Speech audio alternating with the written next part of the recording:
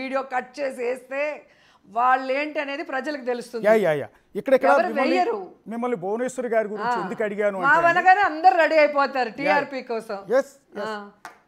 కాదండి, భువనేశ్వరి గారి గురించి మిమ్మల్ని ఎందుకు అడిగాను అంటే, భువనేశ్వరి గారిని ఉద్దేశించి సాక్షాత్తు అసెంబ్లీలోనూ బయట అప్పుడు వైఎస్ఆర్ కాంగ్రెస్ పార్టీలో ఉన్న కొంతమంది నేతలు చేసిన కామెంట్స్, పర్టికులర్గా ఆవిడికి అక్రమ సంబంధాలు అంటగట్టడం కావచ్చు, లోకేష్ పుట్టుక గురించి కావచ్చు, ఈ కామెంట్స్ని ఒక మహిళగా మీరు యాక్సెప్ట్ చేశారు. ఆ రోజు మీరు కూడా ఆ రోజు అసెంబ్లీలోనే ఉన్నారు కదా, అది మీ పార్టీకి కూడా ఇబ్బందికరమైన అంశమే అయింది కదా చివరికి.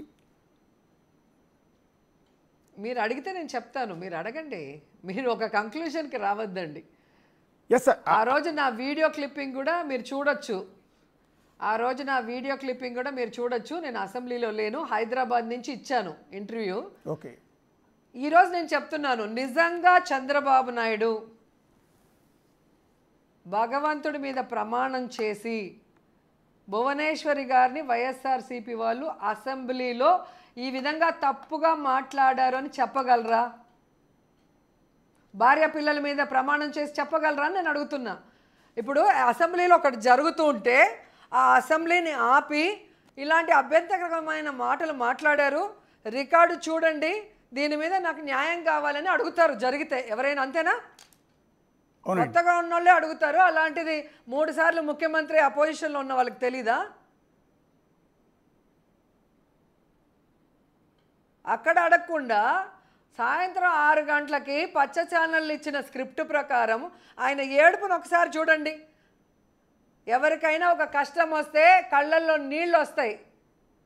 ఎంత పెద్దోడైనా ఎంత గొప్పోడైనా ఏదో ఒక చిన్న మాటకి హర్ట్ అవుతారు, కళ్ళల్లో నీళ్ళు వస్తాయి. కానీ భార్యని నిజంగా అంత పెద్ద మాట అంటే ఆయనకు ఎందుకు కళ్ళల్లో నీళ్ళు రాలేదు? ఆయన దొంగ ఏడుపులు ఎందుకు ఏడ్చారో మీరు ఒకసారి ఆ వీడియోస్ చూడండి. సాయంత్రం వరకు ఆయనకు తెలీదా అసెంబ్లీలో పొద్దునంటే?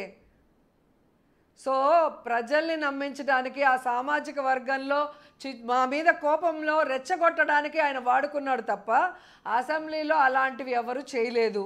అలాంటి వాటిని ఎప్పుడూ జగన్మోహన్ రెడ్డి గారు ఎంకరేజ్ చేయరు, ఆయనకు అసలు ఇష్టం ఉండదు అలాంటివి. ఈ రోజుకి కూడా మీరు ప్రెస్ మీట్ పెట్టండి, ఇలా మాట్లాడండి అని ఏ రోజు చెప్పలేదు. అది ఎక్కడ ప్రమాణం చేసైనా నేను చెప్పగలను. అదే తెలుగుదేశం పార్టీలో నేనున్న 10 సంవత్సరాల్లో ఎవరిని ఏం మాట్లాడాలి, ఎలా మాట్లాడాలి స్క్రిప్ట్ రాసి ఇచ్చేది ఎవరు? ప్రెస్ వాళ్ళకి డబ్బు ఇచ్చి అది ఏ ఇచ్చేది ఎవరో కూడా అందరికీ తెలుసు తెలుగుదేశం పార్టీ ఆఫీస్లో. కాబట్టి ఊరికే కెలకద్దండి, కెలికితే వాళ్ళకే నష్టం. అంటే బయటికి ప్రొజెక్ట్ అయింది ఏంటంటే, ఆ రోజు చంద్రబాబు నాయుడు గారు తన భార్యను ఉద్దేశించి అత్యంత దారుణంగా మాట్లాడారు కాబట్టే నేను ఈ సవాల్ చేస్తున్నాను, ఇది గౌరవ సభ కాదు, అబద్ధం అంటున్నాను, ఇది గౌరవ సభ కాబట్టి ఈ సభలో నేను ఉండలేను, మళ్ళీ ముఖ్యమంత్రిగా అడుగు పెడతానని ఆ రోజు సవాల్ చేసి వెళ్ళిపోయారు కదా. ఆ వీడియోలు కూడా కొన్ని బయటకు వచ్చాయి కదా. సరే, నేను అడుగుతున్నాను, ఆ పార్టీ హెడ్ చంద్రబాబు నాయుడు, అవునా కాదా? అవునండి. మరి ఆయన నేను అసెంబ్లీకి రాను అని చెప్పి బాయ్కాట్ చేసినప్పుడు మిగతా 20 మందికి ఏం పని అసెంబ్లీలో? ఆయన మాటను గౌరవించాలన్న ఆలోచన వాళ్ళకి లేదా? ఆయన మాటకి గౌరవం ఇవ్వాల్సిన బాధ్యత వాళ్ళకి లేదా?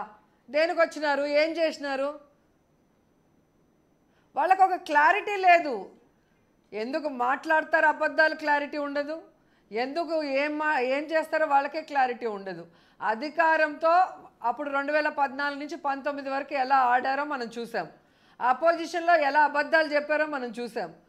వాళ్ళ ఛానళ్ళు ఎక్కువ ఉన్నాయి, పచ్చ ఛానళ్ళు, కాబట్టి వాళ్ళకి నచ్చినట్టుగా వాళ్ళు మాట్లాడతారు. అదే మాకు ఒక ఇష్యూ జరిగినప్పుడు ఎక్కడైనా డిస్కషన్ జరుగుతుందా? ఏ ఛానల్లో అయినా? నన్ను సస్పెండ్ చేసినప్పుడు ఇలా రూల్స్ ఉందా లేదా? ఆంధ్రప్రదేశ్ ఇండియాలో ఏ అసెంబ్లీలో అయినా ఇలా 1 year సస్పెండ్ చేసే అవకాశం ఉందా లేదా అని రిటైర్డ్ జడ్జిలతో కానీ లేదా ముఖ్యమైన పాత స్పీకర్లతో కానీ ఎక్కడైనా చర్చలు జరిగాయా? తర్వాత సుప్రీంకోర్టు చెల్లు అనిపించింది కదా తెలుగుదేశం పార్టీకి, అలా చేయటం తప్పు, ఆమెను తీసుకోమని. ఆ తర్వాత తీసుకోకుండా కోర్టులను అవమానించినప్పుడు ఏ రోజైనా జరిగిందా మీడియాలో డిస్కషను? బండారు సత్యనారాయణ నా గురించి అంత కేవలంగా మాట్లాడినప్పుడు, అంత దిగజారుడుగా మాట్లాడినప్పుడు, అంత జుగుప్సాకరంగా మాట్లాడినప్పుడు ఏ పచ్చ ఛానల్లో అయినా ఇది తప్పు, బండారు మాట్లాడింది, అతన్ని పార్టీ నుంచి సస్పెండ్ చేయాలని ఎవరైనా డిస్కస్ చేశారా అంటున్నా. జరిగినాయండి, మీరు పూర్తిగా వన్ సైడ్గా చెప్తున్నారు. జనాలు జరిగాయి కాదు. రోజా గారు, మీరు ఆ రోజు అసెంబ్లీలో హైదరాబాద్లో అసెంబ్లీ సమావేశాలు జరిగి మిమ్మల్ని బహిష్కరించినప్పుడు మీరు లోపలికి వెళ్ళి ప్రొటెస్ట్ చేసే క్రమంలో మిమ్మల్ని బయటికి పంపించేస్తే అసెంబ్లీ గేట్ ఎదురుగా ఫుట్పాత్ మీద కూర్చుని నిరసన తెలియజేసిన దృశ్యం నాకు ఇప్పటికీ గుర్తుంది. ఆ రోజు నేను అక్కడ ఉన్నాను కాబట్టి. సో ఎంటైర్ మీడియా ఆ రోజు మీ వైపే ఉంది. ఆ రోజు ఈనాడులో చేశారా, ఆంధ్రజ్యోతిలో చేశారా, TV5లో చేశారా, న్యూస్లో చేశారా? మీ వర్గం ఛానల్స్లో చేశారు ఎవరైనా అండి. హలో సార్, రాజకీయాలకు అతీతంగా ఉండాలి ప్రెస్ అనే వాళ్ళు. మీకు ప్రేమ ఉంటే కొంచెం ఎక్కువగా పొగుడుకోండి, అంతేగాని ఒకరికి అన్యాయం జరిగేటప్పుడు కనీసం మాకు పట్టనట్లుంటే మీరెందుకు జర్నలిస్టులు అవుతారు? ఫోర్త్ పిల్లర్ ఎలా అవుతారు మీరు? అది ఖచ్చితంగా తప్పేనండి. మీడియా అనేది క్రెడిబిలిటీ కాపాడుకోవాలి. చేయమని మేము చెప్పట్లేదు. మీరు జనరల్ గా ఒక పబ్లిక్ కి నష్టం జరిగినా, అపోజిషన్ వాళ్ళకి నష్టం జరిగినా చూపించాలి, డిస్కస్ చేయాలి. మీకు నచ్చితే వాళ్ళ గురించి కొంచెం ఎక్కువ పొగుడుకోండి, మాకు అవసరం లేదు. కానీ మమ్మల్ని సప్రెస్ చేసేలాగా దొంగ వీడియోలు ఎడిటింగ్లు చేసి, మార్ఫింగ్లు చేసి మమ్మల్ని బ్యాడ్ చేయడానికి ఉత్సాహం